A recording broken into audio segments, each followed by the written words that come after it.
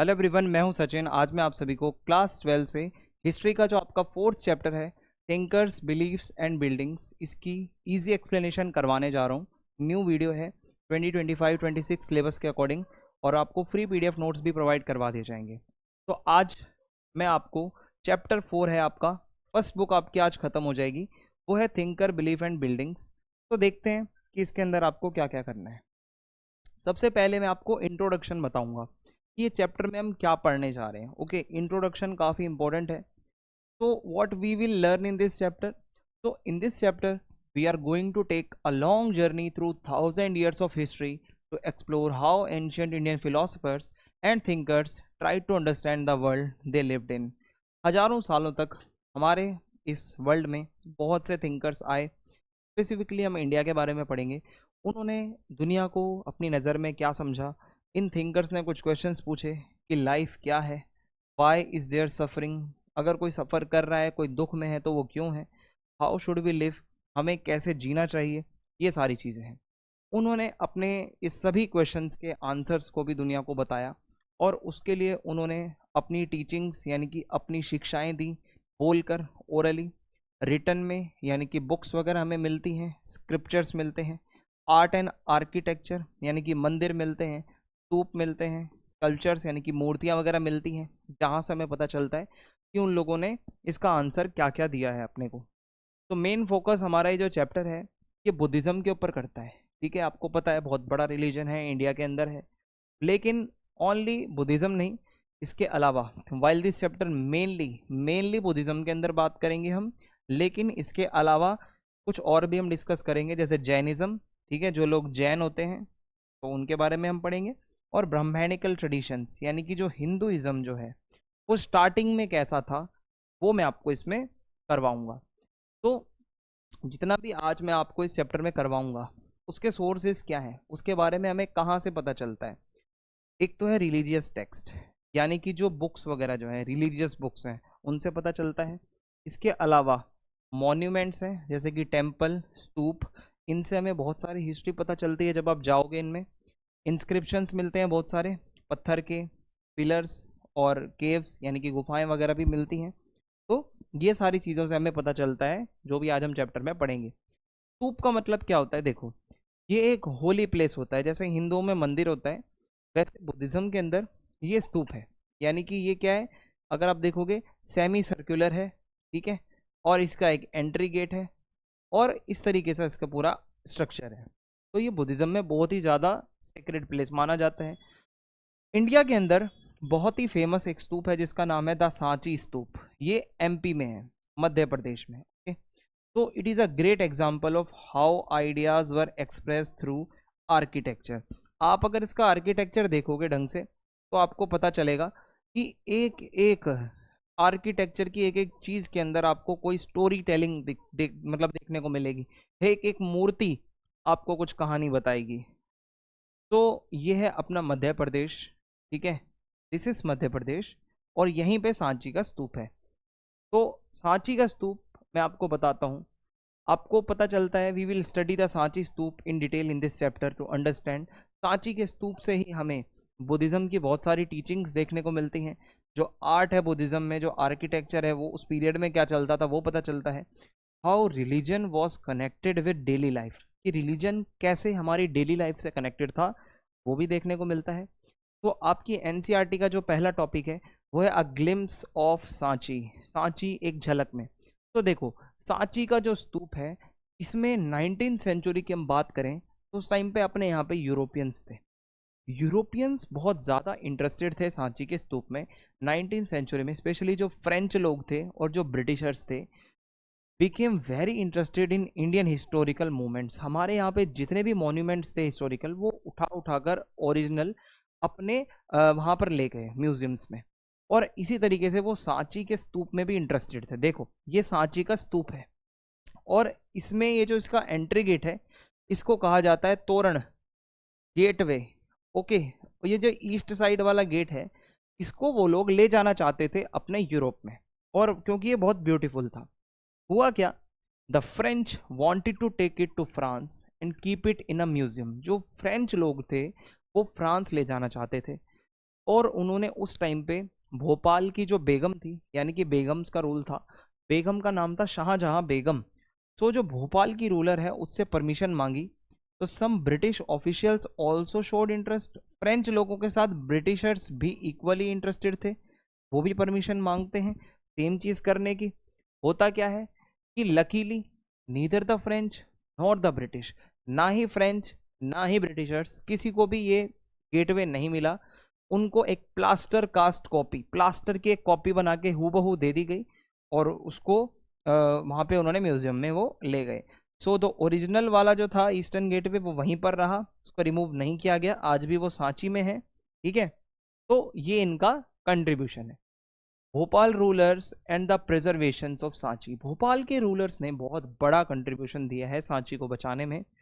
शाहजहां बेगम है, उनकी बेटी सुल्तान जहां बेगम है, इन दोनों ने बहुत ज़्यादा इंपॉर्टेंट रोल प्ले किया था प्रोटेक्ट करने में, प्रिजर्व करने में सांची के स्तूप को। फिर है उन्होंने क्या क्या किया, कैसे मदद करी थी।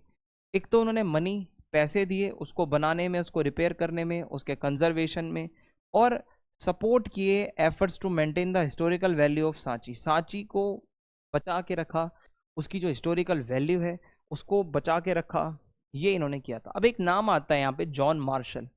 जॉन मार्शल एक ब्रिटिश आर्कियोलॉजिस्ट हैं जो कि सांची के बारे में बहुत ज़्यादा इंटरेस्टेड थे पढ़ने लिखने में, सांची के ऊपर वो एक बुक लिखते हैं। तो he was so grateful for the help of Sultan Jahan Begum that he dedicated his famous books on Sanchi to her, Sanchi के ऊपर जो भी उन्होंने बुक्स लिखी वो उन्होंने सुल्तान जहां बेगम को डेडिकेट कर दी। तो सुल्तान जहां बेगम ने भी इनको सपोर्ट किया था लिखने में। तो ये है what did Sultan Jahan Begum fund, एक म्यूजियम बना सांची में, सांची के पास, उसमें सुल्तान जहां बेगम ने फंडिंग दी। एक गेस्ट हाउस बना जहां जॉन मार्शल भी रुके थे, जहाँ वो काम कर रहे थे, उसमें सुल्तान जहाँ बेगम ने funding the. Printing and publishing का जो काम हुआ था, जितना भी बुक्स को छापने का, प्रिंट करने का, वो सारा काम भी करने में सुल्तान जहाँ बेगम ने फंडिंग दी। तो ये जो उनकी जेनरोसिटी है, और जितना भी आज हम जानते हैं बुद्धिज़्म के बारे में, सांची का स्तूप बचा है इसीलिए हम जान पाते हैं वाई सांची वॉज सेव्ड। तो सांची का स्तूप बहुत ही लकी है कि वो बच गया। It was not destroyed by railway construction और मॉडर्न बिल्डर्स। कुछ लोग क्या करते हैं ना, रेलवे बनाने के चक्कर में पुरानी बिल्डिंग्स तोड़ देते हैं जो रास्ते में आती है, जो मॉडर्न बिल्डर्स होते हैं वो भी तोड़ देते हैं। तो सांची का स्तूप लकीली बच गया, ना ही इसको लूटा गया यूरोपियंस ने। ठीक है, यूरोपियन लूट जाते थे सब कुछ। तो एक तो वहाँ के जो लोकल रूलर्स थे उनके डिसीजन बहुत अच्छे थे, और एक तो गुड लक भी था। तो लक अच्छा, दूसरा रूलर अच्छे, इस वजह से ये बच पाया। तो दैट इज सांची स्तूप जो आज आपके सामने है एमपी में। अगला टॉपिक है the background, sacrifices and debates. तो आइए देखते हैं इस टॉपिक में क्या है। A great change in world history, दुनिया में बहुत बदलाव आ रहा था। Mid first millennium BCE, around 600 to 300 BC का टाइम है। ये पीरियड आपके हिस्ट्री में एक टर्निंग पॉइंट माना जाता है दुनिया भर में, नॉट ओनली इन इंडिया, क्योंकि बहुत से ग्रेट थिंकर्स का जन्म हुआ इस टाइम पे, बहुत बड़े बड़े फिलोसफर्स। मैं आपको फोटो बता रहा हूँ, आप फोटो से देखो पहले, फिर मैं आपको वन बाय वन इनके नाम बताऊंगा कि ये कहाँ के थे और क्या नाम है। सबसे पहले ईरान के जरथुस्त्र, और इन्होंने एक रिलीजन भी स्टार्ट किया था, जोरो एस्ट्रेनिज्म, आपने सुना होगा इसका नाम। चाइना के कोंगजी, कोंगत्सी भी कहते हैं इनको, इन्होंने कन्फ्यूशियस जो है एक थॉट उसको डेवलप किया। ग्रीक एक स्कॉलर थे सोक्रेट्स, प्लेटो, एरिस्टोटल, इनके नाम आपने सुने होंगे पोल साइंस में, तो ये भी इसी टाइम के हैं। इंडिया में है महावीर जो जैनिज्म से रिलेटेड है, और गौतम बुद्ध जो बुद्धिज़्म से रिलेटेड है। तो ये बहुत बड़े बड़े नाम हैं, ये लोग वो हैं जो इसी टाइम पर अपीयर हुए।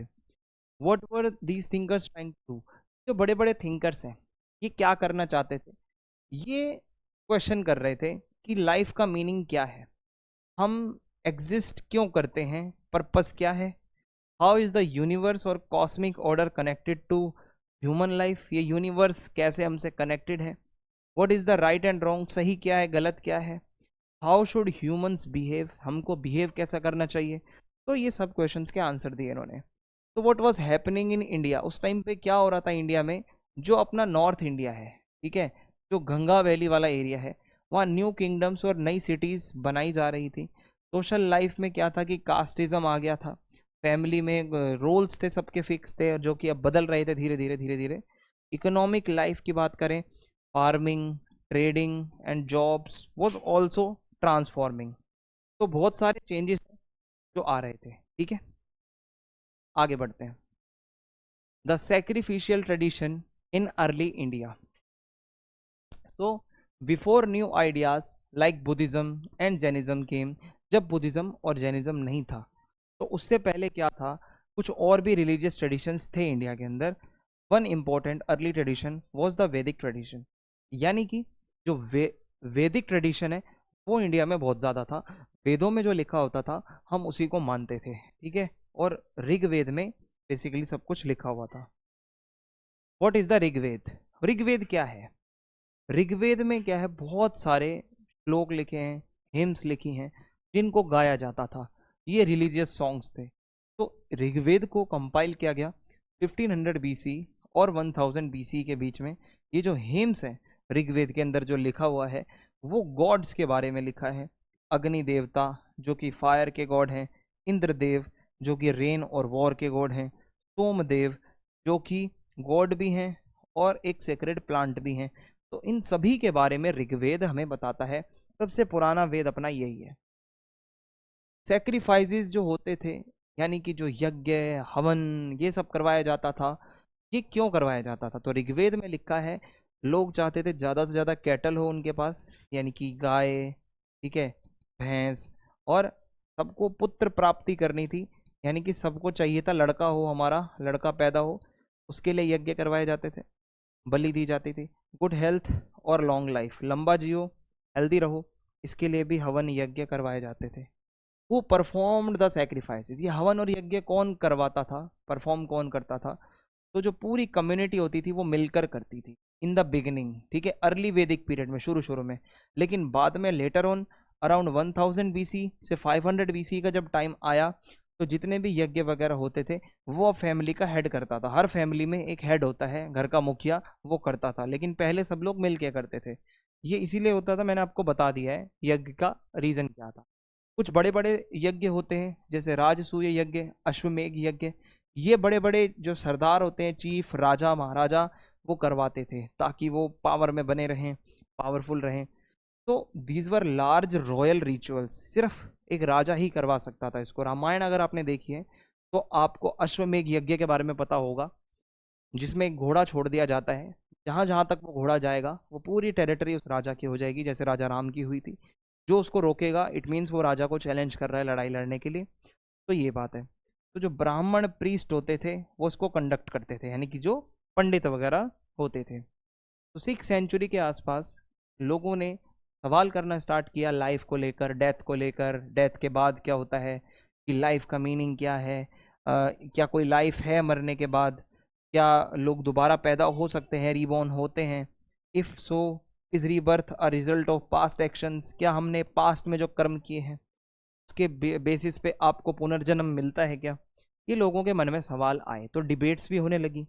तो होता क्या है, बुद्धिस्ट जो टेक्स्ट हैं, जो उनके ग्रंथ हैं बुद्धिज्म में जो उन्होंने लिखे हैं, वो बताते हैं कि there were 64 different philosophical schools और सेक्ट्स एट दैट टाइम। 64 अलग अलग सेक्ट्स थे, यानी कि अलग अलग संप्रदाय, अलग अलग लोग अपने अलग अलग फिलोसफीज दे रहे थे। तो ये दिखाता है कि there was a vibrant culture of discussion in debates in ancient India. पहले के टाइम पे बहुत डिबेट्स होती थी, बहुत बातचीत वगैरह होती थी। ट्रैवलिंग टीचर्स एंड फिलोसफर्स, तो पुराने टाइम में जो गुरु होते थे, जिनको टीचर कहते हैं, गुरु, वो ट्रैवल करते थे, एक प्लेस से दूसरे प्लेस जाते थे, अपने विचार, अपने व्यूज बताते थे, दूसरों को बताते थे। तो they spoke to both other philosophers and common people. बाकी के विद्वानों के साथ भी वो बातचीत करते थे, आम लोगों के साथ, कॉमनर्स के साथ भी बातचीत करते थे। जो बड़े बड़े लोग होते हैं, जो स्कॉलर्स होते हैं, वो डिबेट कहाँ पर करते हैं? तो ये डिबेट होती थी एक जगह पर, स्पेशल झोपड़ी होती थी जिसको कुटग्रहशाला कहा जाता है। कुछ इस तरीके से ये झोपड़ी होती थी। इसका लिटरल मीनिंग है हट्स विद पॉइंटेड रूफ्स, इस तरीके से इनकी रूफ होती है। तो यहाँ पे जंगलों में भी ये डिबेट्स हो सकती थी, जहाँ पर जो मॉन्क होते हैं इधर उधर रेस्ट करते थे जंगलों में। तो डिबेट करके क्या मिलता था?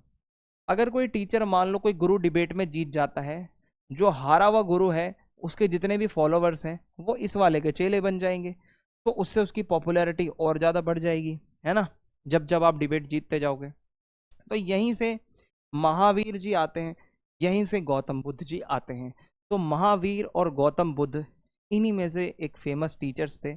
उन्होंने जो वेदों में लिखा है उसको रिजेक्ट किया है, उन्होंने कास्ट बेस्ड जो रूल्स बने हुए थे उसको रिजेक्ट किया है।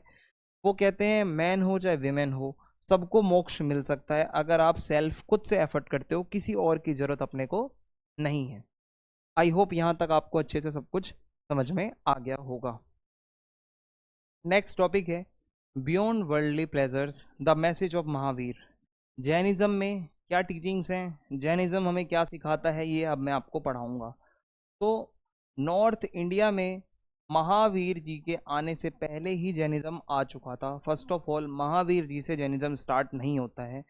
According to Jainism Mahavir ji जो हैं वो 24th तीर्थंकर थे। अब आप बोलोगे तीर्थंकर क्या होता है? तीर्थंकर का मीनिंग होता है स्पिरिचुअल टीचर, जो आपको अच्छा रास्ता दिखाता है। तो इनसे पहले 23 ऑलरेडी आ चुके थे। तो तीर्थंकर का मतलब है one who help people cross the river of worldly life. मोक्ष प्राप्त करने के लिए जो भवसागर को आपको पार करना है उसकी नैया पार लगाते हैं आपके तीर्थंकर। तो 23 इनसे पहले आ चुके थे तीर्थंकर, ठीक है। सबसे पहले थे आदिनाथ जी, ठीक है। और के बाद जो हमारी बुक में जो नाम आता है वो महावीर स्वामी जी का आता है। जैनिज्म हमें बताता है इस दुनिया में जो भी चीज़ें होती हैं उसमें जीवन होता है, उसमें लाइफ होती है, चाहे वो पत्थर है, चाहे वो रॉक है, ठीक है, चट्टाने हैं, पानी है, हर चीज़ में लाइफ है। तो this idea is called universal animism. पूरा यूनिवर्स जो है उसमें जान है, सब में सोल होती है हर मैटर में। ये हमें नॉन वायलेंस सिखाते हैं। द हार्ट, जो हम इनके जैनिज्म का जो कोर है वो है कि अहिंसा, यानी कि कोई भी किसी को इंजरी मत दो, ठीक है। जैनिज्म हमें बताता है ह्यूमंस की रिस्पेक्ट करो, केयर करो, एनिमल्स की, प्लांट्स की, इवन इंसेक्ट्स की। अगर आपने नोटिस किया है जैनिज्म में जो साधु होते हैं वो मुंह पे मास्क लगा के चलते हैं ताकि इतना सा बैक्टीरिया भी उनके मुंह में ना जाए जिससे कि उनसे कोई पाप हो जाए। कर्म और रीबर्थ पे ये ध्यान देते हैं। जैनिज्म के अकॉर्डिंग जो हमारे एक्शंस हैं, जो भी आप करते हो, आपके कर्म होते हैं, वही आपके भविष्य का बर्थ डिसाइड करेंगे, आप अगले जन्म में क्या बनोगे। अच्छा करोगे, बुरा करोगे, ये आपकी जर्नी को अफेक्ट करेगा आगे चलकर। तो break free from the endless cycle of birth and rebirth, यानी कि आप जन्म लोगे, बड़े होगे, मर जाओगे, फिर जन्म लोगे, मर जाओगे, जन्म लोगे, मर जाओगे, ये है एंडलेस साइकिल। इससे अगर फ्री होना है तो उसका रास्ता है मोक्ष।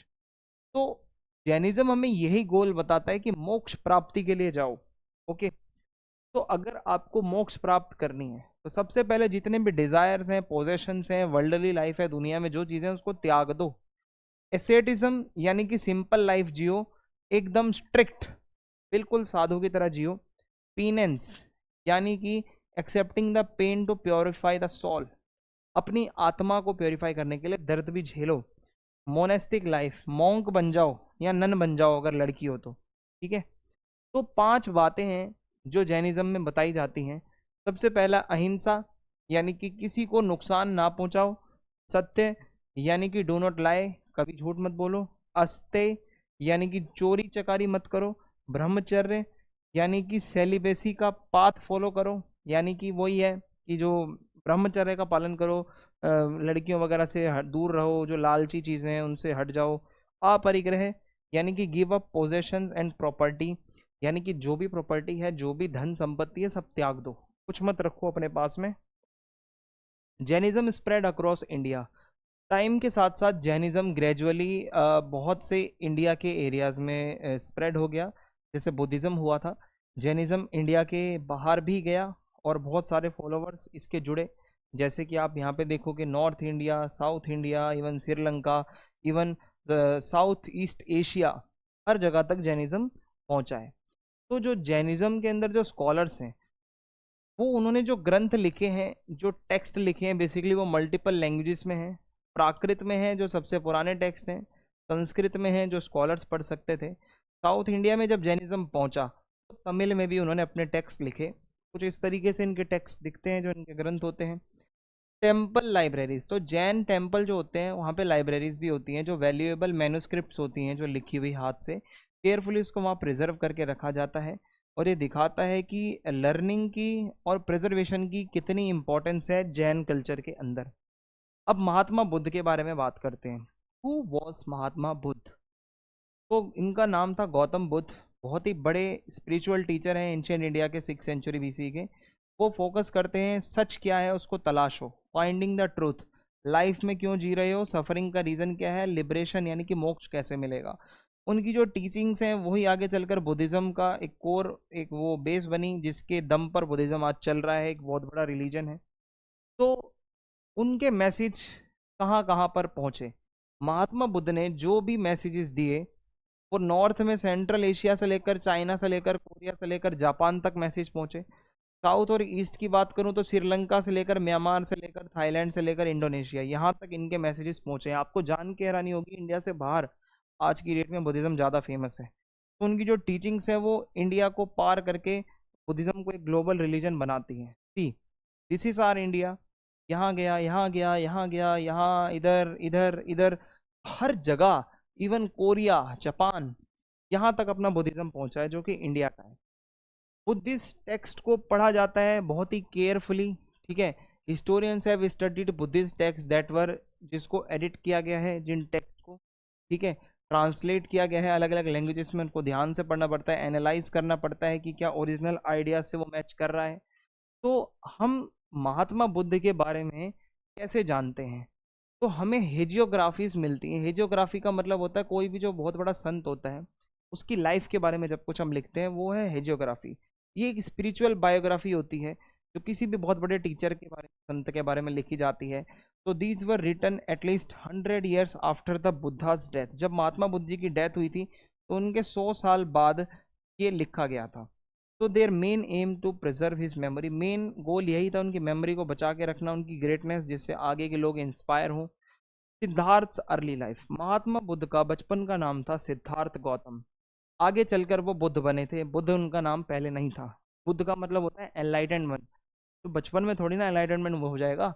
तो सिद्धार्थ गौतम जिनका जन्म 6th सेंचुरी BC में हुआ था, he was the son of the chief of Shakya clan, यानी कि उनके पापा भी राजा महाराजा टाइप थे, एक रूलिंग फैमिली से ये आते थे हिमालयन रीजन में जो आज का नेपाल है।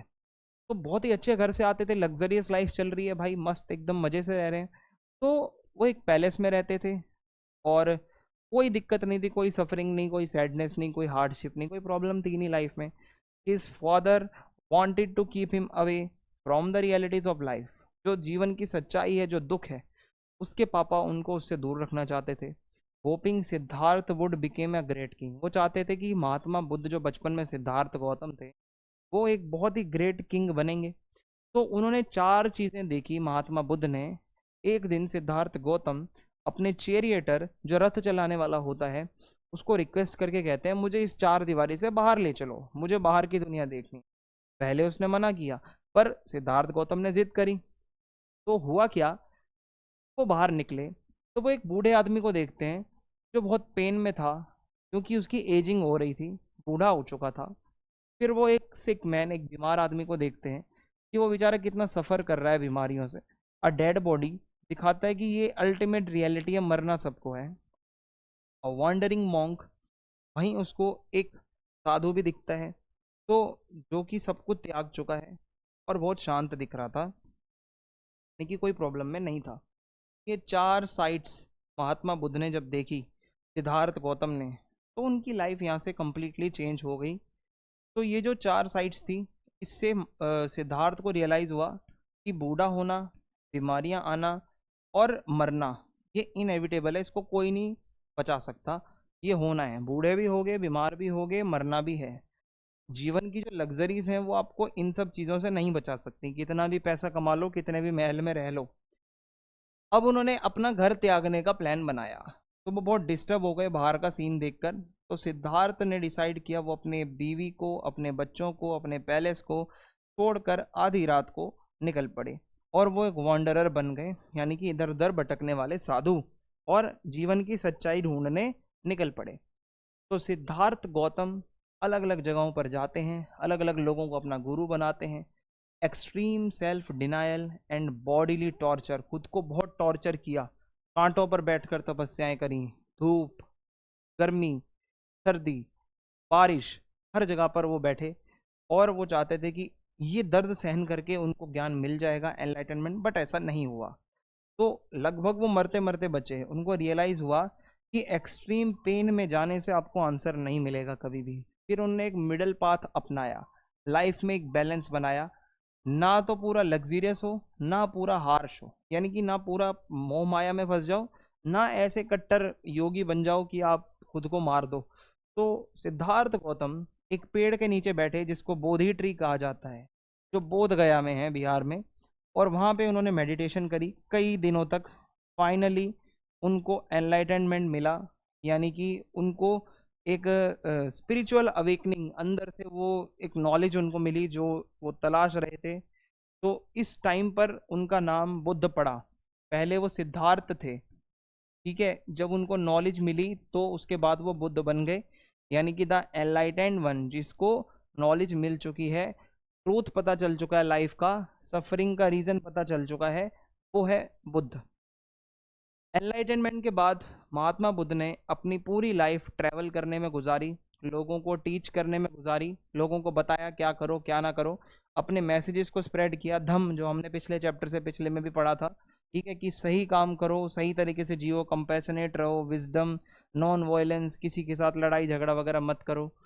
तो महात्मा बुद्ध की जो जितनी भी टीचिंग्स हैं वो हमें स्टोरीज के फॉर्म में मिलती हैं, जो कुछ बुक्स हैं, जैसे कि सुत्त पिटक, अभिधम पिटक, विनय पिटक। तो ये 3 बुक्स हैं अलग अलग जिनको कंपाइल किया हुआ है। इसमें जो जो सुत्त पिटक है वो बहुत ही सेक्रेड टेक्स्ट माना जाता है, बहुत सेक्रेड है। और इससे हमें पता चलता है कि महात्मा बुद्ध ने कैसे लोगों को टीचिंग्स दी, क्या फिलॉसफी थी जिनमें वो विश्वास करते थे, ये सारी चीज़ें इनकी बुक्स में पता चलती हैं। तो कुछ स्टोरीज हमें बताती हैं कि महात्मा बुद्ध के पास कुछ मिरेकल वाली पावर्स थी, बट मोर इम्पोर्टेंटली वो बताते हैं कि महात्मा बुद्ध ने जो भी काम किया वो रीज़न के साथ किया, उसका एक रीज़न बताया, उसका लॉजिक बताया, जेंटल परसुएशन के साथ उन्होंने सब किया। ऐसे नहीं अंधविश्वास में लोगों को बताया कुछ भी। वो कोई मैजिक की बात नहीं करते थे, कोई मिरेकल की बात नहीं करते थे। एग्जाम्पल के लिए, एक महिला आती है बहुत परेशान अपने बच्चे की डेथ से, और वो महात्मा बुद्ध के पास आके कहती है कि ब्रिंग द चाइल्ड बैक, मेरे बच्चे को जिंदा कर दो। तो कोई जादू ना करते हुए महात्मा बुद्ध एक्सप्लेन करते हैं, शांत हो जाओ, ये जो डेथ है ये एक नेचुरल पार्ट ऑफ लाइफ है, इसमें मैं कुछ नहीं कर सकता, सबको एक दिन जाना है। तो उन्होंने कोई जादू वादू नहीं किया, सिंपल लैंग्वेज में वो अपनी बातें बताते थे, ठीक है, प्राकृत लैंग्वेज जो लोगों को समझ भी आ जाती थी इजीली। और ये नहीं कि मतलब so that everyone could understand, not just priest और स्कॉलर्स। पहले के लोग क्या करते थे, संस्कृत में बोल रहे हैं जो सिर्फ विद्वानों को समझ आ रही है, आम लोगों के सर के ऊपर से जा रही है। तो इनके मैसेज ज़्यादा से ज़्यादा लोगों तक एक्सेसिबल हुए, इंक्लूसिव हुए, सबको समझ आने लगे। तो बेसिकली बुद्धिज़्म का की कॉन्सेप्ट है इम्परमानेंस, यानी कि कोई चीज़ परमानेंट नहीं है दुनिया में, सारी चीज़ें टेम्परेरी हैं और बदलती रहेंगी, हर चीज़ कभी सेम नहीं रहेगी हमेशा। आप यंग नहीं रहोगे, विराट कोहली हो तो भी एक दिन रिटायरमेंट लेनी पड़ेगी, तेंदुलकर हो तो भी रिटायरमेंट लेनी पड़ेगी, आप हमेशा पीक पर नहीं रहोगे, फिर कोई कल कोई आएगा, फिर वो आगे जाएगा। कोई सोल नहीं होती, there is no permanent soul और सेल्फ इन एनी बिंग, कोई आत्मा वात्मा नहीं है, ठीक है। The idea of an eternal unchanging soul is rejected. तो ऐसा नहीं है कुछ भी, दुख है सबकी लाइफ में, हर कोई भाई सोरो, सफरिंग, बीमारियां सबके साथ है, ये नेचुरल चीज़ें हैं। आप जो इच्छा रखते हो, डिज़ायर्स और आपकी अटैचमेंट्स, यही आपको दुख देती हैं। अब आपको चाहिए सैमसंग S25, आपको चाहिए iPhone 16, आपको चाहिए लैम्बोर्गिनी, नहीं मिलेगी तो आपको दुख होगा। सोचो अगर आपको ये सब चाहिए ही ना हो, त्याग दो सारी इच्छा, तो कभी दुख होगा ही नहीं। Society is made by humans not by God. तो महात्मा बुद्ध गॉड का कॉन्सेप्ट रिजेक्ट करते हैं, वो कहते हैं ये पूरी सोसाइटी हमने बनाई, कोई डिवाइन पावर नहीं है, कोई कास्ट वास्ट का सिस्टम, सोशल ऑर्डर ऊपर से बन के नहीं आता, इंसानों ने कास्ट बनाई है। तो देयरफॉर सोशल जो प्रॉब्लम्स हैं उसको बस ह्यूमंस एफर्ट्स के साथ ही ठीक किया जा सकता है, फिक्स किया जा सकता है, ठीक है, भगवान का कॉन्सेप्ट नहीं है। तो महात्मा बुद्ध सभी राजाओं को, जितने गृहपति होते हैं, घर के हेड होते हैं, अमीर अमीर लोग, लैंड ओनर्स, उनको बोलते हैं कि काइंड रहो, फेयर रहो, एथिकल रहो। इसी से पूरी सोसाइटी सुधर जाएगी। लोगों को अच्छे तरीके से ट्रीट करो, जस्टिस करो सबके साथ। और वो कहते हैं कि जो गुड लीडरशिप होगी तो सोसाइटी बहुत अच्छी बन जाएगी। बेसिकली बुद्धिज्म में ना एक साइकिल बताया गया है, बर्थ और रीबर्थ का। इसमें बताया जाता है ये संसार है, इसमें आपका जन्म होता है, आपकी लाइफ चलती है, फिर आपकी डेथ हो जाती है। तो ये चलता रहेगा चलता रहेगा, ये एंडलेस साइकिल है। इसमें दुख ही दुख है। आप बड़े होगे, बूढ़े होगे, बीमारियां होंगी, दुख होगा, मर जाओगे, फिर पैदा, फिर रोना, फिर धोना। अब अगर इनसे मुक्ति पानी है तो उसको कहा जाता है मोक्ष। तो अच्छे एक्शन करो, डिसिप्लिन में रहो, ईगो को छोड़ दो, ठीक है, डिजायर्स को छोड़ दो, धीरे धीरे मोक्ष की तरफ चले जाओगे। सो आपको निर्वाण प्राप्त होगा। इसका मतलब है extinguishing of the ego and desire. अपनी ईगो को त्याग दो, अपनी डिजायर्स को त्याग दो, ठीक है। ब्रिंगिंग पीस, अभी आपको शांति मिलेगी, फ्रीडम मिलेगी, ये जो चीज़ें आपको तंग कर रही हैं। तो बुद्धिस्ट ट्रेडिशन में कहा गया है, महात्मा बुद्ध के लास्ट वर्ड्स क्या थे? Be lamp unto yourself as all of you must work out your own liberation. अपनी रोशनी खुद बनो, दूसरों के भरोसे मत रहो, अपने इस रास्ते पर तुम्हें खुद चलना है। Meaning don't depend on any one else. आप रिस्पॉन्सिबिलिटी लो, आपकी जर्नी है। You must light your own path, अपने रास्ते खुद आपको रोशन करना है सही काम करके। तो फिर उन्होंने संघ वगैरह बनाया, बुद्धिज्म में कम्युनिटीज़ बनी, बड़े बड़े ग्रुप्स बने। तो as the Buddha teaching spread, जब उनकी टीचिंग आगे बढ़ी तो ग्रुप्स बनने लगे, उनके डिसिप्लिन्स, उनके जो डिसिपल्स थे उन्होंने बनाए, जिसको संघ कहा जाता था, ताकि लोगों को गाइड किया जा सके, ऑर्गेनाइज किया जा सके। तो संघ बनाया। ये संघ का बेसिकली मतलब होता है ग्रुप, जो बुद्धिज्म में बनाया गया। एक स्पिरिचुअल कम्युनिटी है जहाँ सभी मॉन्क वगैरह होते थे, जो बुद्धिस्ट टीचिंग्स हैं, जो धम्म की टीचिंग्स है उसको फॉलो करते थे। ये मॉन्क आगे चलकर यहीं सीख साख के टीचर भी बनते थे, जो और लोगों को सिखाते थे। अब महात्मा बुद्ध सबको थोड़ी ना सिखा पाएंगे हर जगह, तो ये यहाँ पे टीचर्स भी बनते थे। तो जो संघ के मेंबर होते हैं वो सिंपल लाइफ जीते थे, डिसिप्लिन वाली, रिनंसिएशन, सब चीज़ें त्याग देते थे। और सिर्फ बेसिक आइटम उनके पास रहती थी, एक कटोरा खाना लेने के लिए, कुछ कपड़े और रहने के लिए जगह, इसके अलावा कुछ नहीं। तो फूड डोनेशन सब उनको दूसरों से मांग कर लेना पड़ता था। तो इनको भिक्खु भी कहा जाता है। भिक्खु का मतलब होता है मांगने वाला। जो मॉन्क होते हैं, जो मांग के अपना गुजारा करते हैं, खुद से कुछ नहीं करते, ठीक है। तो ये सब चीज़ें इनिशियली इस संघ ग्रुप में सिर्फ लड़के होते थे, मैन होते थे। बाद में विमेंस भी इसमें आ गई, क्योंकि आनंद की रिक्वेस्ट पर। आनंद कौन है? एक बहुत ही बीलव्ड, बहुत ही प्यारा डिसिपल था, स्टूडेंट था महात्मा बुद्ध का, जिन्होंने रिक्वेस्ट करी कि आप प्लीज़ विमेन को भी आने दो ग्रुप्स में। तो ऐसे हुआ। जो सबसे पहली विमेन जो आई थी संघ में, वो महात्मा बुद्ध की ही फोस्टर मदर थी, महा प्रजापति गौतमी। और फीमेल मॉन्क्स वर कॉल्ड भिक्खुनीज। जो फीमेल होती थी मॉन्क, उसको भिक्खुनी कहा जाता था। जो मेल होता है उसको भिक्खु कहा जाता है। तो बहुत सारी जो भिक्खुनियाँ होती हैं वो भी टीचर्स बनी आगे चलकर, धम्म की टीचिंग्स आगे लोगों को दी। कुछ इसमें से थेरी बनी। थेरी का मतलब होता है रिस्पेक्टेड एल्डर विमेन, जो बहुत ही बड़ी एज की है, जिसने निर्वाण प्राप्त कर लिया है, जिसने नॉलेज प्राप्त कर ली है, जस्ट लाइक गौतम बुद्ध। तो महात्मा बुद्ध के जो फॉलोवर्स थे वो सोसाइटी के अलग अलग तबकों में से आते थे। किंग्स भी थे, वेल्दी मैन भी थे, गृहपतिज भी थे, वर्कर भी थे, स्लेव्स भी थे, आर्टिसंस भी थे। सोसाइटी की हर क्लास से इनके फॉलोवर्स जुड़े इनके साथ, जो कि इनको बहुत ही बड़े टीचर में प्रूव करते हैं। वंस दे जॉइन द संघ, अगर आप एक बार संघ में ज्वाइन हो जाते हो, आप सभी इक्वल हो। आपकी कास्ट कुछ भी हो, आपकी क्लास कुछ भी हो, आपका बैकग्राउंड कुछ भी हो, आप राजा हो, महाराजा हो, डजेंट मैटर। आप अगर एक बार बुद्धिज्म में आ गए हो तो देखो, आप सबके सब इक्वल हो, फिर आप सब स्टूडेंट्स हो।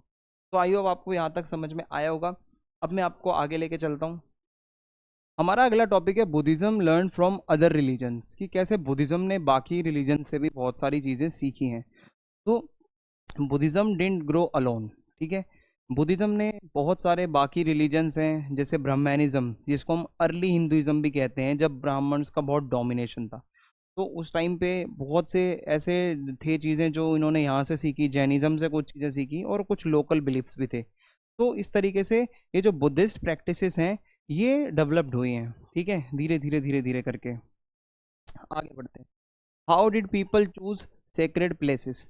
देखो अब मैं आपको बताता हूँ कुछ पवित्र जगह जो बुद्धिज़्म के अंदर चूज़ की जाती है। तो लॉन्ग अगो, बहुत पहले, people naturally felt that some places were holy. लोगों को लगा ऐसे नेचुरली कि हाँ भाई कुछ जगहें जो हैं वो बहुत ही ज़्यादा पवित्र हैं। जैसे कोई बड़ा और बहुत पुराना ट्री हो, कोई अजीब सी शेप वाला कोई पत्थर चट्टान हो, तो a place that look very beautiful और पीसफुल, कोई जगह बहुत ब्यूटीफुल है, बहुत पीसफुल है, तो भी लग सकता है। तो लोगों को वहाँ पे स्पिरिचुअल लगता था, बहुत काम लगता था कि हाँ भाई वहाँ पे बैठ के हम प्रे वगैरह कर सकते हैं।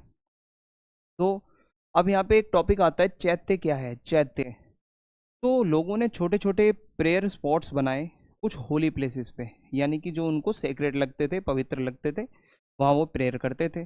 इसको चैत्य कहा जाता था। देखो ये जो आप फोटो में देख रहे हो ये एक चैत्य है, ठीक है। तो अ चैत्य is simply a small shrine और प्लेस, एक छोटी सी जगह वर्शिप की, ठीक है, जहाँ पूजा होती है। बाद में क्या हुआ, यही चैत्यास और बड़े हो गए और डेवलप्ड हो गए और स्तूप बन गए, जैसे मैंने आपको सांची का स्तूप दिखाया था। ओके, अब मैं आपको महात्मा बुद्ध से रिलेटेड कुछ इंपॉर्टेंट जगहों के नाम बता रहा हूँ। सबसे पहले लुम्बिनी, जहाँ पर महात्मा बुद्ध जी का जन्म हुआ था। बोध गया, जहाँ उनको एनलाइटनमेंट मिला था। सारनाथ, जहाँ पे उन्होंने अपनी पहली टीचिंग्स यानी कि पहला सरमन दिया था। कुशीनगर, जहाँ पे उन्होंने निर्वाण प्राप्त किया था, निब्बान प्राप्त किया था, यानी कि फाइनल सेल्वेशन, डेथ या समाधि, ठीक है। तो ये है। अब यहाँ पे एक एम्परर अशोक हैं जो अपने, ठीक है, ग्रेट अशोक। तो एम्परर अशोक लुम्बिनी महात्मा बुद्ध जी के बाद में 200 साल बाद वो गए थे उनकी समाधि के, और वहाँ पे उन्होंने एक पिलर बनवाया था जब उन्होंने वहाँ विजिट करी थी लुम्बिनी में। तो ये लुम्बिनी का पिलर है, अशोक पिलर ऑफ लुम्बिनी, ठीक है। तो बहुत ही ज़्यादा इम्पोर्टेंट है। अब मैं आपको बताता हूँ ये जो स्तूप हैं ये क्यों बनाए जाते हैं। देखो अभी तक आपने पढ़ा तो है ये सांची का स्तूप है, ठीक है, लेकिन पर्पस क्या है स्तूप को बनाने का। ये एक टीले की तरह होते हैं, माउंड की तरह स्ट्रक्चर्स, ठीक है, जो कि रेलिक्स के ऊपर बनाए हुए हैं। यानी कि इसके नीचे अगर जाओगे तो रेलिक्स है। रेलिक्स क्या होता है, बॉडीली रिमेन्स और personal items of Buddha. Mahatma Buddha के बाल, उनके नाखून, उनसे रिलेटेड उनकी चीज़ें वो वहाँ पे रखी हुई हैं, जो कि बहुत ही सेक्रेड हैं, बहुत ही पवित्र मानी जाती हैं, और बुद्धिस्ट लोग उसकी वर्शिप करते हैं। जो अशोक है उसका क्या कंट्रीब्यूशन है, तो एक बुद्धिस्ट टेक्स्ट है अशोक वादन, ठीक है। तो एम्परर अशोक ने महात्मा बुद्ध के जो रेलिक्स थे, जो उनसे रिलेटेड चीज़ें थी, उसको डिवाइड कर दिया, अलग अलग जगहों पे रखवा दिया। बहुत से इंपॉर्टेंट टाउन्स में उन्होंने ऑर्डर किया उन रेलिक्स के ऊपर बिल्डिंग्स बनाओ स्तूप की, ठीक है। मान लो यहाँ पे रेलिक्स है तो इसके ऊपर एक स्तूप बनेगा, फिर यहाँ पे किसी और टाउन में रेलिक्स हैं, फिर उसके ऊपर स्तूप बनेगा। तो अशोक ने स्तूप बनवाना स्टार्ट करवाया था। कुछ फेमस स्तूप हैं जो कि बाय 2nd सेंचुरी BC तक बन चुके थे। बरहूत का स्तूप है, सांची का स्तूप है, और सारनाथ का स्तूप है। ये आपको याद रखना है। आपको अगर मैं यहाँ पे दिखाऊं तो दिस इज बरहूत का स्तूप, जो कि आप मेरे सामने देख पा रहे हो, this is, and this is Sanchi, जो कि अगेन MP में ही है। इसके अलावा इस साइड आपको ये सारनाथ का स्तूप दिख जाएगा। तो ये बहुत सारे स्तूप है। अमरावती का स्तूप आंध्र प्रदेश, आगे मैं आपको पढ़ाऊंगा इसके बारे में। ये कुछ इंपॉर्टेंट जगहें हैं, ठीक है, बुद्धिज्म से रिलेटेड जो मैं आपको बता रहा हूँ। स्तूपों को बनाया कैसे जाता था, देखो डोनेशन कौन देता था, पैसा तो लगेगा। तो इंस्क्रिप्शंस जो लिखे हुए हैं, बनाए हुए हैं स्तूप्स के ऊपर, रेलिंग्स के ऊपर, पिलर्स के ऊपर, वो दिखाते हैं कि किसने डोनेशन दिया था और कितना डोनेशन दिया था। बेसिकली जो किंग होते थे, जो राजा महाराजा होते थे, वो डोनेशन देते थे। जैसे सातवाहना रूलर्स ने डोनेशन दी थी। गिल्ड यानी कि जो ट्रेडर्स का ग्रुप होता था वर्कर्स का, वो जो आइवरी वर्कर वगैरह होते हैं गिल्ड में जो घूमते थे ग्रुप्स बनाकर, वो भी सांची के गेटवे को बनाने के लिए हेल्प करते हैं, फंड देते हैं। कॉमन पीपल, आम आदमी, मैन विमेन, जितना वो दे सकते हैं अपनी मेहनत की कमाई से वो देते थे। मॉन्क एंड नन, जिसमें भिक्खू और भिक्खुनिया, जिसको मॉन्क एंड नन कहते हैं, वो भी अपनी तरफ से जो डोनेट कर सकते हैं करते थे। जो इंस्क्रिप्शंस हैं उस पर डोनर का नाम लिखा होता था, उसका ऑक्यूपेशन लिखा होता था। जैसे मान लो एक इंस्क्रिप्शन है, उस पर लिखा होगा कि डोनेट किसने किया है, वो क्या करता है, कहाँ से है, उसके फैमिली मेम्बर्स कौन कौन हैं, उसके होम टाउन का नाम क्या है। तो स्तूप का मीनिंग क्या है, देखो स्तूप, जिसको हिंदी में कुछ इस तरीके से लिखते हैं स्तूप, ये संस्कृत का वर्ड है जिसका मीनिंग है हीप, ठीक है, कुछ ऐसा टीला टाइप से। तो बेसिक स्ट्रक्चर स्तूप का, ओरिजिनली जब स्तूप बनाए जाते थे तो वो एक सेमी सर्कुलर माउंड होता था, यानी कि एक धरती से आधा सर्कल, सेमी सर्कल ऐसा, जिसको अंड कहा जाता है। ये जो एरिया है इसका semi circular, this is called anda. फिर उसके बाद ओवर द टाइम ये और कॉम्प्लेक्स हो गया, सिंबलिक हो गया, और इसमें राउंड एंड स्क्वायर दोनों तरीके के शेप्स को शामिल किया गया। ये है स्तूप का स्ट्रक्चर। इसकी जो गैलरी है ये मेदी कहलाती है, जो इसका एंट्री गेट है इसको तोरण कहा जाता है, जो ये सेमी सर्कुलर है एरिया इसको अंड कहा जाता है। ये जो ऊपर बना हुआ है ये हर्मिका है, सबसे टॉप पर छतरी है। आई होप आपको समझ में आ रहा होगा। ये जो है पथ है, आने जाने का रास्ता है।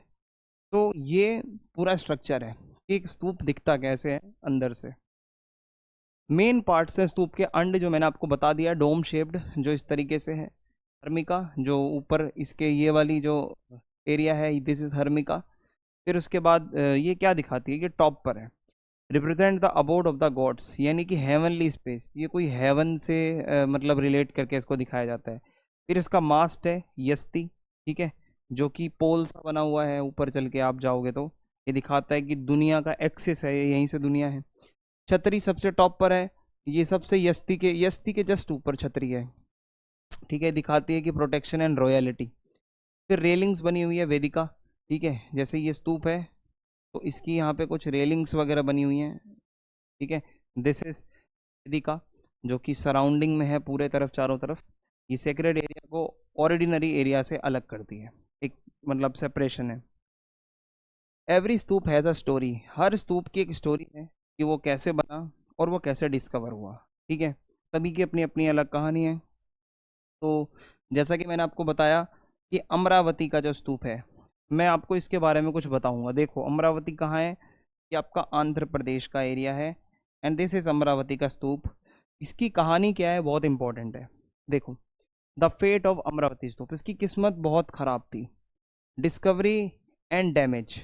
तो 1796 में एक लोकल राजा था जिसने उसके खंडर को ढूंढा अमरावती स्तूप के, ठीक है, और जब वो प्लान कर रहा था वहाँ मंदिर बनाने का, तो उसने क्या करा, उसके पत्थरों को यूज़ किया, सोचा कि सिर्फ कोई पहाड़ी वहाड़ी का पत्थर होगा और क्या पता मतलब हो सकता है कोई खजाना वजाना हो इसके अंदर। फिर ब्रिटिशर्स भी इन्वॉल्व हो गए इसमें। कॉलिन मैकेंजी अर्ली 1800s में उसने देखा मूर्तियाँ कुछ और कुछ ड्राइंग्स वहाँ पे जाके, but his findings were never publish, जो भी उसने देखा वो कभी पब्लिश नहीं करवाया, बस देख के आया। फिर आता है वॉल्टर एलियट। वॉल्टर एलियट कौन था, ये आप फोटो देखो, this guy is Walter Elliot. ये कमिश्नर थे गुंटूर के। गुंटूर कहाँ है, आंध्र प्रदेश, जहाँ पर जो अपना ये आंध्र प्रदेश वाला एरिया जहाँ पे अपना अमरावती का स्तूप है। इसने बहुत सारी मूर्तियाँ वो सारी चीज़ें कलेक्ट करके ले गया।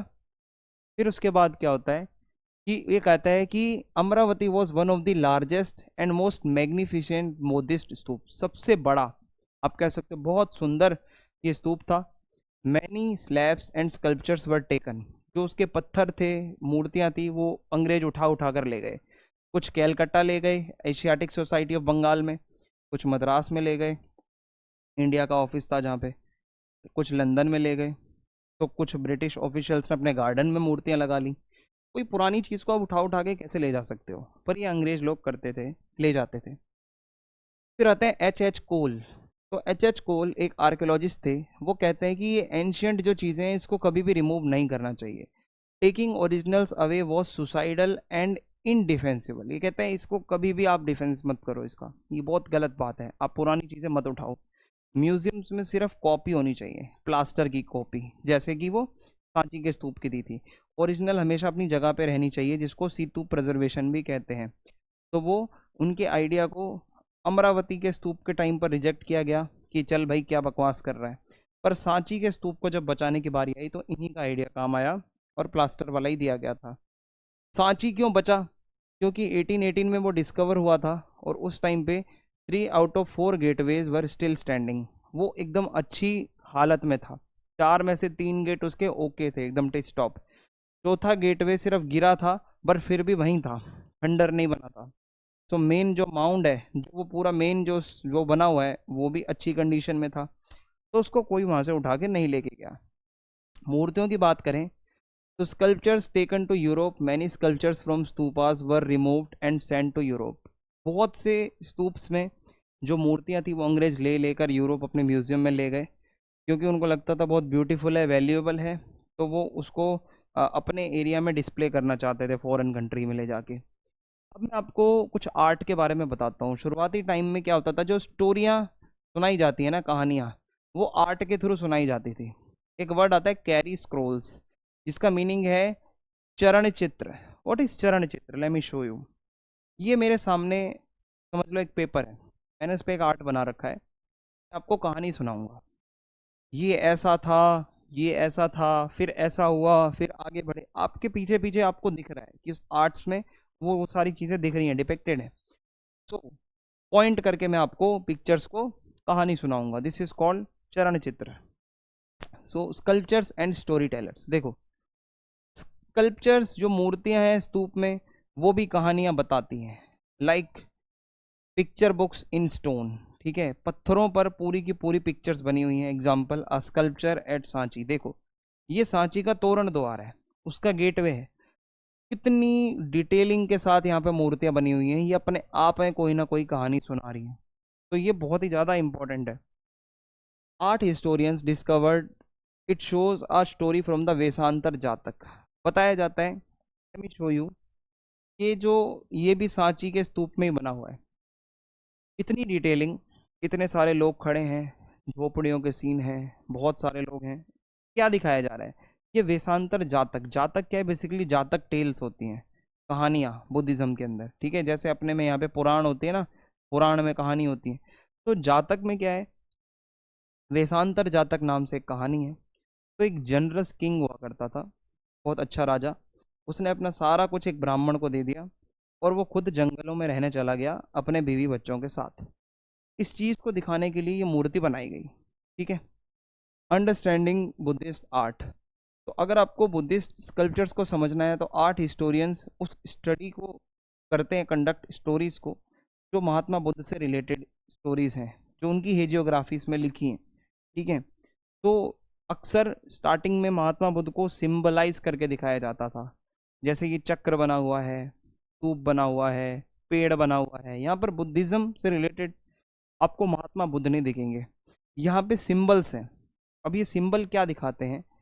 अर्ली जो बुद्धिस्ट जो आर्ट है, वो कभी भी महात्मा बुद्ध को ह्यूमन फिगर में नहीं दिखाता था, उनकी प्रेजेंस को सिंबल्स के साथ दिखाया जाता था।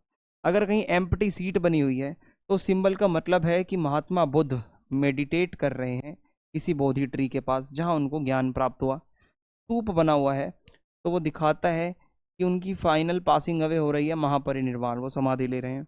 व्हील, अगर कहीं चक्र बना हुआ है, धर्म चक्र, वो दिखाता है कि महात्मा बुद्ध ने अपना पहला सरमन दिया सारनाथ में। कोई पेड़ बना हुआ है, तो वो बोधि ट्री है, जहाँ पर महात्मा बुद्ध को एनलाइटनमेंट मिला। तो ये सारी चीज़ें। कुछ कुछ सांची में ऐसी भी मूर्तियाँ हैं जो बुद्धिज़्म से रिलेटेड नहीं है, नॉन बुद्धिस्ट है। जैसे कि मैं आपको बताऊं, a beautiful women swinging from a tree.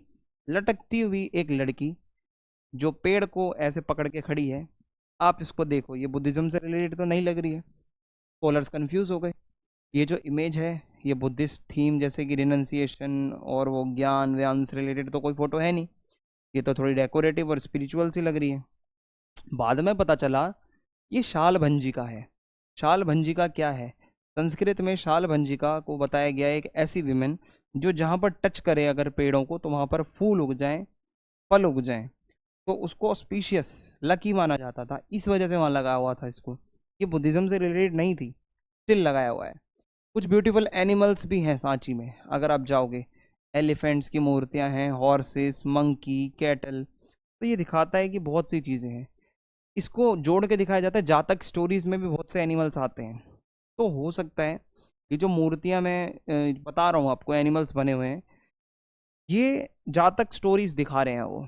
तो इन एनिमल्स को दिखाया जाता है, थोड़ा लाइवली लगे वो देख के, हाँ भाई जिंदा है, एकदम अट्रैक्टिव सीन लगे जो भी देखने आए। स्टोरी टेलिंग में आप बता बता के ऐसे दिखा दिखा के बता सकते हो, ये जानवर था, ये था, वो था, तो समझ में आएगा अच्छे से। ब्यूटी भी ऐड होती है ना। तो एनिमल्स का सिंबल, एलिफेंट को माना जाता है स्ट्रेंथ और विजडम का सिंबल, हॉर्स को माना जाता है एनर्जी और स्पीड का सिंबल, मंकी को माना जाता है seen in many folk and moral tales, ठीक है, इसको इसको डिस्कस किया जाता है। कैटल है, गाय भैंस है, तो ये प्रोस्पेरिटी और फार्मिंग का सिंबल है। तो सिंबल बहुत सारे बने हुए हैं।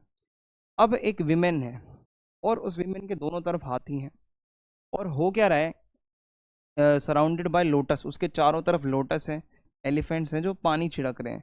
ये दिखता है कि कोई अभिषेक हो रहा है किसी का, ठीक है, कोई रिचुअल बात हो रहा है। आप देखो इस फोटो को अच्छे से, दोनों तरफ यहाँ पे एनिमल्स हैं। और इसमें क्या है, हु इज दिस विमेन, सबसे पहले आप देखो कि ये विमेन है कौन। तो हिस्टोरियंस बताते हैं कि ये महात्मा बुद्ध की मदर माया है, तो कुछ कहते हैं ये गज लक्ष्मी है जो कि अच्छे फॉर्चून की गॉडेस है, क्योंकि एलिफेंट से जोड़ के देखा जाता है। तो दोनों अलग अलग अपनी बात बताते हैं। अब देखो सांप वगैरह से रिलेटेड मूर्तियां भी हैं वहाँ पे सांची में, जिसको कहा जाता है सरपेंट मोटिफ, सरपेंट यानी कि सर्प, सांप, तो ये भी मिले हैं। तो these likely came from local folk tradition, जो लोकल वहाँ के ट्रेडिशंस हैं बुद्धिस्ट टेक्स्ट से अलग हट के, उसको भी यहाँ पे बनाया गया है। तो such beliefs were often not written down, इनको लिखा नहीं गया सांप वाप के बारे में कहीं भी, बट मूर्तियों में दिखाया गया है। चेंजेस इन बुद्धिस्ट प्रैक्टिसेस, देखो बुद्धिज्म में ना कुछ चेंज आया फर्स्ट सेंचुरी आते आते। क्या चेंज आया, जो पुराना बुद्धिज्म था वो सेल्फ एफर्ट, आपको मोक्ष प्राप्त करना है तो आपको खुद एफर्ट करने पड़ेंगे तब मोक्ष प्राप्त होगा। महात्मा बुद्ध को एक ह्यूमन समझा जाता था, ना कि कोई भगवान। लेकिन आगे क्या हुआ, एक नया बिलीफ आया जिसमें महात्मा बुद्ध को सेवियर बना दिया गया, बचाने वाला। Over the time people started seeing the Buddha as a divine saviour, एक देवता जो हमें बचाने के लिए आया है, जो हमें हेल्प करेगा मोक्ष प्राप्त करने में। तो डिफरेंस है, पहले वाले कहते थे खुद मेहनत करो तब मोक्ष प्राप्त होगा। तो बोधिसत्व का कॉन्सेप्ट यहाँ से क्रिएट होता है। बोधिसत्व क्या है, बहुत ही इंटेलिजेंट लोग, वाइज लोग, कंपैशनेट लोग, जिन्होंने ज्ञान प्राप्त कर लिया है, इतने मेरिटिशियस हैं कि वो निर्वाण प्राप्त कर चुके हैं, वो एनलाइटनमेंट प्राप्त कर चुके हैं, but chose to stay in the world to help others achieve it. लेकिन वो इस दुनिया से जाएंगे नहीं, वो यहीं रहेंगे, लोगों को हेल्प करेंगे मोक्ष प्राप्त करने में, जबकि पहले ऐसा कुछ नहीं था। वर्शिप एंड इमेज मेकिंग, पहले मूर्ति पूजा नहीं होती थी, worship of Buddha images became common, Mahatma Buddha की इमेजेस की पूजा होने लगती है, बोधिसत्वास की भी पूजा होने लगती है, जो कि महात्मा बुद्ध ने बिल्कुल मना किया था, मेरे लिए ऐसा कुछ मत करना। तो बुद्धिज़्म टू पार्ट्स में डिवाइड हो जाता है यहाँ पे आके। एक है महायान, जिसका लिटरल मीनिंग होता है ग्रेट व्हीकल, इसका मतलब है कि Buddha as a saviour, worship of images. Mahayana वाले जो लोग हैं बुद्धिज़्म में, वो महात्मा बुद्ध की पूजा करते हैं और बोधिसत्वास की भी पूजा करते हैं। हीनयान यानी कि लेसर व्हीकल, यानी कि ये वो पुराने लोग हैं जो अभी भी पर्सनल एफर्ट्स पे ध्यान दे रहे हैं, ना कि आइडल वर्शिप पर। तो Hinayana was a label given by Mahayana followers to distinguish the older tradition. Hinayana नाम इन्होंने इसीलिए दिया क्योंकि वो महायान खुद को कहते हैं, खुद को महान बताते हैं। अब हम हिंदुइज्म के ऊपर थोड़ी सी बात करते हैं, बहुत बुद्धिज्म जैनिज्म हो गया। तो हिंदुइज्म को दो पार्ट्स में डिवाइड किया गया, वैष्णविज्म और शैविज्म। वैष्णविज्म बेसिकली जो विष्णु जी के पूजा कर रहे हैं, शैविज्म यानी कि जो शिव जी की पूजा कर रहे हैं, ठीक है। तो अब आगे समझो the growth of Puranik Hinduism. ये जो सेवियर मैंने पीछे आपको बताया कि महात्मा बुद्ध सेवियर हैं, ये कॉन्सेप्ट सिर्फ बुद्धिज्म में नहीं था, ये हिंदुइज्म में भी था। हमारे यहाँ पे वैष्णविज्म में विष्णु जी की पूजा होती है, शैविज्म में शिव जी की पूजा होती है। एक वर्ड आता है भक्ति, भक्ति का मतलब होता है अपने भगवान से प्यार करना, डिवोशन एक भगवान के लिए। तो एक पर्सनल बॉन्ड अपना जब बनता है देवता के साथ, विश्वास करते हो आप, आपका फेथ है, दिस इज भक्ति। तो वैष्णविज्म में क्या बोला है, क्या बोला जाता है कि विष्णु जी जो हैं वो इस धरती पर आते हैं अलग अलग अवतार लेकर, जिसको इनकारनेशन कहा जाता है। ये अवतार दुनिया को बचाते हैं जब कोई बुराई ज़्यादा बढ़ जाती है, जब बहुत ज़्यादा डिस्ट्रक्शन हो रहा होता है, तब विष्णु जी अवतार लेते हैं।